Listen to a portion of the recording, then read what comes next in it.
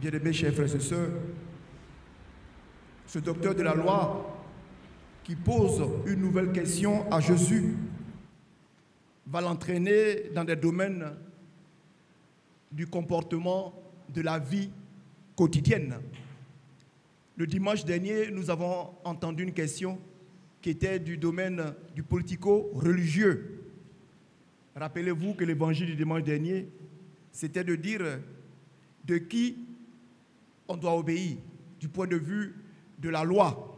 Et Jésus va répondre tout simplement que l'obéissance en tant qu'homme de société revient, nous devons obéir à ceux qui nous gouvernent, c'est-à-dire César et ses sbires. Nous n'avons pas affaire ici à Dieu, nous avons affaire à César et à ses sbires.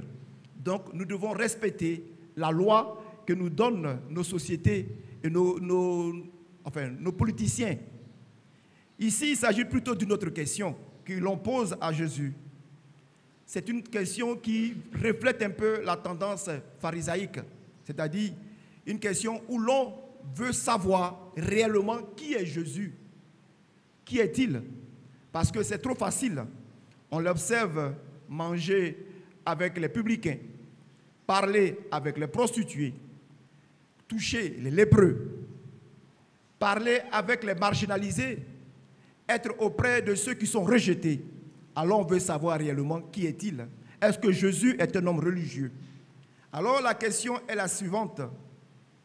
Quel est le plus grand parmi tous les commandements que Moïse a donnés? Quel est le plus grand de tous les commandements?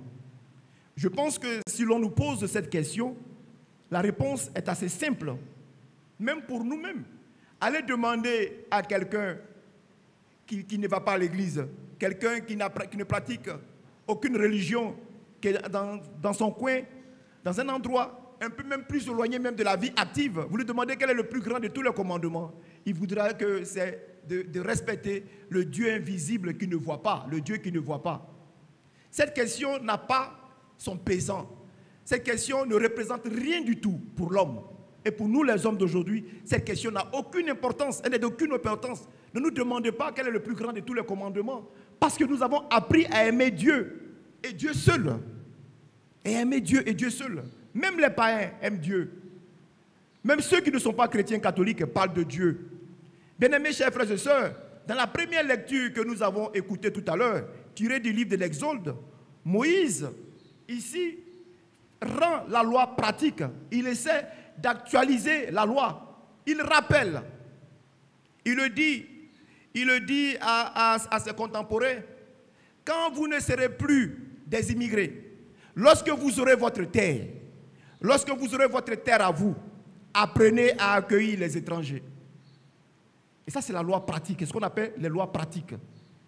Apprenez à accueillir les gens qui n'ont pas de terre, qui ont tout laissé pour venir vivre avec vous. Vous devez les respecter et leur donner une place. C'est cela qu'on appelle les étrangers. Et l'étranger a une place importante dans le cœur de Dieu. Deuxième chose, vous n'allez pas accabler les veuves et les orphelins. La veuve et l'orphelin représentent beaucoup pour Dieu. Ceux qui ont la tendance à spolier les biens des veuves, ceux qui attendent la mort d'un frère, ou d'un oncle, d'une tante, ou de qui que ce soit, d'un oncle ou d'un papa, pour prendre les biens de la pauvre veuve et de ses enfants, il faut déchanter. Moïse dit, la loi pratique, c'est ici. Ne prenez pas ce qui revient aux veuves. Et les orphelins, prenez soin des orphelins. Donc Moïse ici met en exergue les trois entités, les trois personnes importantes aux yeux de Dieu. L'étranger, la veuve et l'orphelin. Si vous regardez vous faites un peu votre examen de conscience et que vous remarquez, vous constatez que vous avez fait du mal à un étranger, vous avez fait du mal à une veuve ou à un orphelin, dites-vous que vous êtes en danger. Vous êtes réellement en danger vis-à-vis de Dieu. Parce que c'est trop facile de dire que j'aime Dieu et je n'aime pas mon prochain. Nous dit Saint Jean, nous sommes des menteurs. Voilà pourquoi Moïse dit, ceux-là, ce sont les personnes les plus importantes. Si vous respectez l'étranger, vous aimez la veuve et vous prenez soin de la veuve et des orphelins, alors vous aurez le ciel. Et ce n'est pas tout. Moïse dit, si vous connaissez la pauvreté d'une personne, vous savez qu'une personne est pauvre, qu'elle ne pourra jamais vous rembourser l'argent qu'elle vous a emprunté, ne lui donnez pas au-delà de ce qu'il peut vous rembourser. Ça veut dire quoi? Tout simplement. Il y a ce qu'on appelle les usuriers, des gens qui sont très malhonnêtes, qui disent, qui regardent. Ils savent que tu ne pourras pas rembourser. Ils te disent, tu veux combien? Tu dis, non, je veux simplement 1000 francs. Il dit, je te donne 10 000 francs. Je vais te donner 10 000. Mais 10 000, c'est trop. Il dit, non, non, 10 000, tu vas me rembourser après. Parce qu'il sait que tu ne pourras jamais rembourser, il te donne. C'est parce qu'il va te torturer après. Si vous regardez quelqu'un, vous savez qu'elle est pauvre. Si elle vous demande quelque chose, donnez-lui ce que vous pouvez donner et n'encaissez jamais. Ne demandez jamais le remboursement de cet argent. Ne demandez jamais le remboursement de cet argent. Et c'est tellement fort et vrai que, bien aimés chers frères et sœurs, cela doit pouvoir s'appliquer dans notre vie active. C'est pour cela que Saint Paul le dit dans la deuxième lecture. Nous sommes passés chez vous et il y a eu un impact. Les gens en parlent. Les gens disent trop de bien de notre passage. Et nous avons constaté que vous, les chrétiens de Thessalonique, vous avez un comportement un peu spécial. Même bien avant que ceux de Macédoine, chez qui nous sommes allés avant vous, on constate que vous avez un comportement exemplaire et remarquable. Vous avez bien assimilé la parole de Dieu et vous êtes sur le bon chemin. Bien-aimés chers frères et sœurs, un bon chrétien, c'est celui qui met en pratique la parole de Dieu et qui la vit. Ce n'est pas celui qui fait du tort à son frère. Ce n'est pas celui qui pense du mal de son frère. Hier, j'étais dans une famille, je suis allé dans une famille hier, et puis la petite fille disait, on a raté l'anniversaire du chien. Ils n'ont pas pu célébrer l'anniversaire du chien qui était le 21 octobre. Il dit quoi? L'anniversaire de qui? On dit le chien. Et elle disait, il aime tellement son anniversaire. Quand on chante joyeux anniversaire, le chien danse. Joyeux anniversaire que le chien. La petite, elle disait que le chien aime quand on célèbre son anniversaire. Alors je dis, c'est pas mal. Nous célébrons les anniversaires de chiens, mais nous oublions de célébrer les anniversaires des hommes.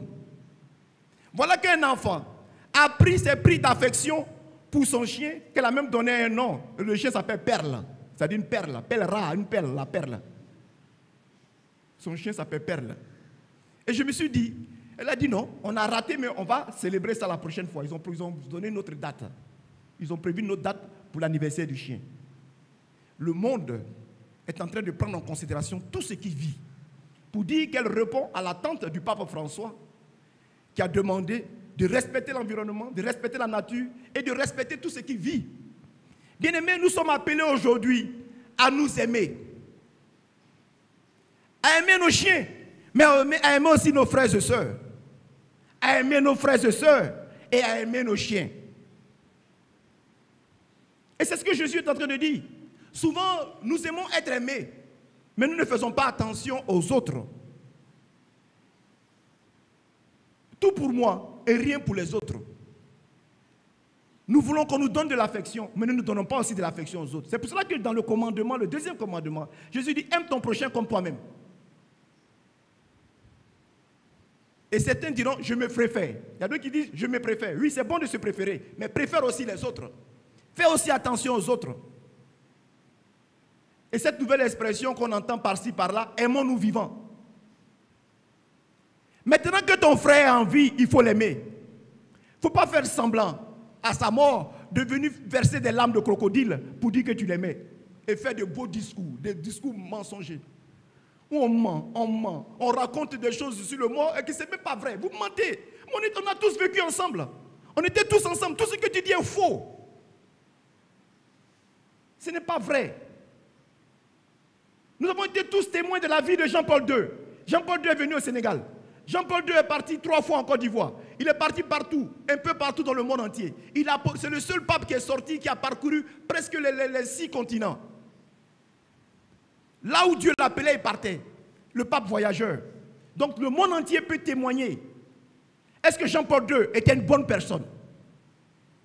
Et tous répondront ici au Sénégal, tout le monde dit oui, même les musulmans. Alors le témoignage est vrai. Parce qu'il aimait son prochain. Il nous aimait comme lui-même. Alors nous aussi faisons autant. Pour ne pas faire de faux témoignages sur les autres et qu'il y ait aussi de faux témoignages sur nous. Lorsque nous ne serons plus de ce monde. Parce que tous nous aspirons à la sainteté. Et l'autre dit, notre terminus, c'est le ciel. Le terminus de tous les hommes, c'est le ciel. Il ne faut pas que notre terminus soit l'enfer. Bien-aimés, chers frères et sœurs, la parole de Dieu de ce jour, elle est très courte, mais elle est remplie de sens. Et je reviens encore. Et la petite fille, parce que hier j'ai pris le temps de l'observer, elle parlait tellement bien de ce chien. Elle dit, quand il fallait choisir mon chien, on m'a présenté plusieurs chiens. Et puis j'ai dit, c'est celui-là que je préfère. C'est ce chien-là que j'aime. Le chihuahua, un chien chihuahua. C'est le chihuahua là qu'elle voulait. C'est ce chien. Et elle aime tellement son chien. Je dis, mais est-ce que tu aimes ton papa aussi comme ça, son papa, sa maman? Je les aime aussi. Je les aime profondément. Parce que c'est mon père et ma mère qui m'ont offert le chien. Ceux qui vous donnent tout, il faut aussi les aimer. Il faut éviter l'ingratitude. Et le pape François, dans Tutti Fratelli, l'encyclique qu'il a écrit, il dit que nous avons tendance, nous les hommes, à rejeter nos parents âgés. Nos parents qui sont âgés. Qu'est-ce qu'on fait? Quand ils sont vieux, on les enferme dans une chambre, ou même on va louer un centre de retraite et on les met là-bas. On les coupe même de leurs petits-enfants, à qui ils doivent donner une autre image de ce qu'est la vie. On ne veut même pas que les petits-enfants s'approchent de leur grand-maman et de leur grand-papa. Il y a des enfants qui ne connaissent même pas qui est leur grand-père et leur grand-mère, qui sont en vie. On ne veut même pas que le petit enfant rende visite à sa grand-mère ni à son grand-père. Parce qu'on invente des histoires de sorcellerie ou quoi que ce soit, on les traite de sorciers. Il faut faire très attention. Les générations sont appelées à transmettre ce qu'elles ont reçu. Et nos grands-parents sont importants aussi pour nous, nous dit le pape. Les jeunes, les enfants ne doivent pas être coupés de ces personnes-là. Il faut qu'ils les fréquentent. Il faut qu'ils leur donnent aussi leur amour. Parce que ces personnes nous ont donné la vie. C'est mon père et ma mère qui ont fait de moi ce que je suis aujourd'hui. Alors tu diras à tes enfants que votre grand-père et votre grand-mère, vos grands-parents sont des personnes assez importantes pour nous. L'enfant dit qu'il aime son père, elle dit qu'elle aime son père et sa mère profondément, comme elle aime aussi son chien. Si tu aimes ta femme, aime aussi ton père et ta mère, aime ta belle-mère et ta belle-sœur et ton beau-père. Ça veut dire quoi? Ça veut dire tout simplement, nous devons aimer tout le monde, même nos ennemis. Et c'est là le plus difficile. Même ceux qui nous persécutent, c'est là où il y a le hic. Père, pardonne-leur car ils ne savent pas ce qu'ils font. Sur la croix, Jésus a pardonné à tous ses bourreaux, à tous ceux qui étaient méchants avec lui. Et Jésus, de son vivant, avant d'aller sur la croix, a toujours aimé. Il a aimé profondément. Il s'était pris d'amour pour le jeune homme riche. Il s'était pris d'amour pour Zachée. Même Pilate, il a voulu sauver Pilate. En ramenant Pilate à sa réalité humaine. Mais Pilate n'a pas compris le message que Jésus voulait lui donner. Mais encore que sur la croix, il a pardonné à Ponce Pilate. Bien-aimés, chers frères et sœurs, nous sommes appelés à nous dépasser, à faire des efforts supplémentaires. Ne donnons pas un serpent à celui qui nous demande un œuf. Ne donnons pas du poison aux personnes qui nous aiment tant. Donnons-leur la vie et l'amour. Accordons-leur tout ce que nous avons de plus cher. Convertissons-nous et donnons l'exemple de ce que nous sommes, c'est-à-dire chrétiens. Nous sommes les disciples du Christ. Aujourd'hui, je l'ai dit et je l'ai répété tout à l'heure, nous sommes en train de vivre avec la communauté ecclésiale de base, c'est Jean-Paul II, leur fête patronale. Et je voudrais que nous nous inspirons des saints que nous avons connus.